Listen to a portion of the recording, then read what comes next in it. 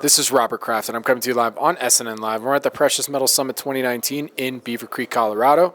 With me right now is Ben Whiting from Barsele Minerals. It's a publicly traded company. The symbol is BME on the TSX Venture. Ben, welcome to SNN.Live. Thank you very much. It's great to be here in Beaver Creek. It is great to be here in Beaver Creek, huh? Beautiful day. Oh, yeah. So, for our audience, let's start off with an overview of Barsele, and then we'll go from there. Okay, Barsele, sele in Swedish means a bend in a river. And so Barsele, it's a sandbar, originally where the name comes from. But there's a small community in northern Sweden in the Skellefteå trend that is a major mining portion of Sweden.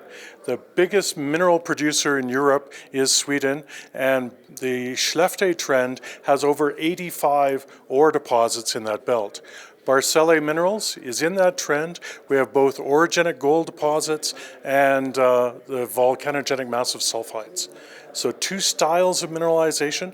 Gold is the main focus, and in that project, our joint venture partner is Agnico Eagle Mines Limited. They are one of the best gold mining companies of the majors in the world.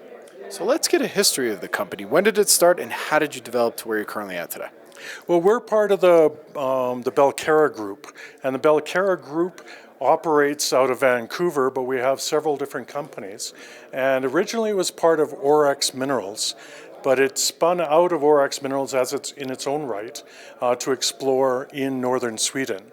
We explored it for a couple of years. We realized that we needed a major company to come in and work with us on the project because we saw a great potential on it.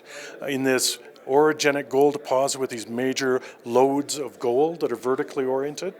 And we've drilled over 150,000 meters of diamond drilling since doing the joint venture with Agnico Eagle.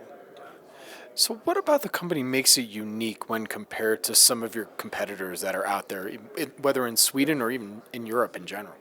Well, in this case, we're carried. Our costs as Barsele Minerals is carried till pre-feasibility by our joint venture partners. The project itself has one of the most excellent infrastructure positions. There is a paved highway that goes to the project.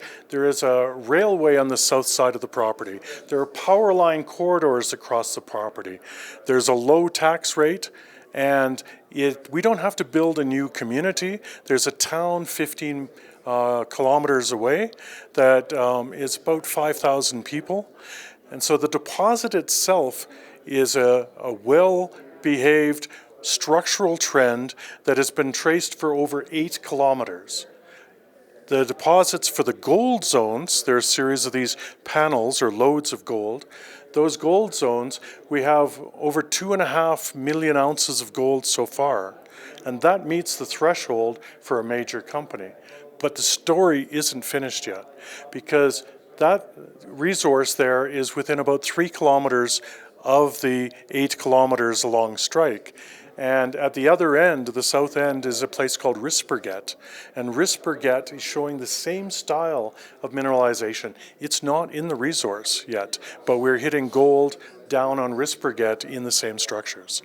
So from an exploration viewpoint, we're excellent location, stable jurisdiction, qualified team, a very, very talented joint venture partner in Agnico Eagle, and we don't have to spend anything until they reach the pre-feasibility level.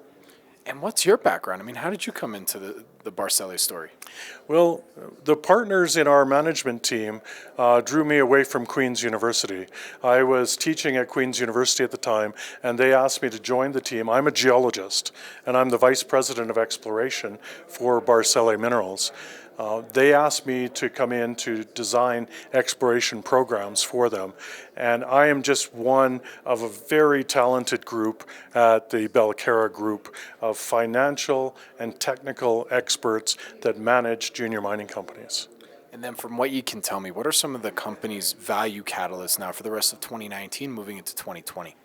Okay, what's happening right now is there are still drills turning, because north of the gold zone there is massive sulfides in the polymetallics. There's a small lens called Nora that is a gold-rich VMS deposit with copper, lead, and zinc in it. That particular style of mineralization is very common in the belt, in the Schlechte trend. That Schlechte trend and Boliden you may have heard of, theirs was a massive sulfide in that same trend.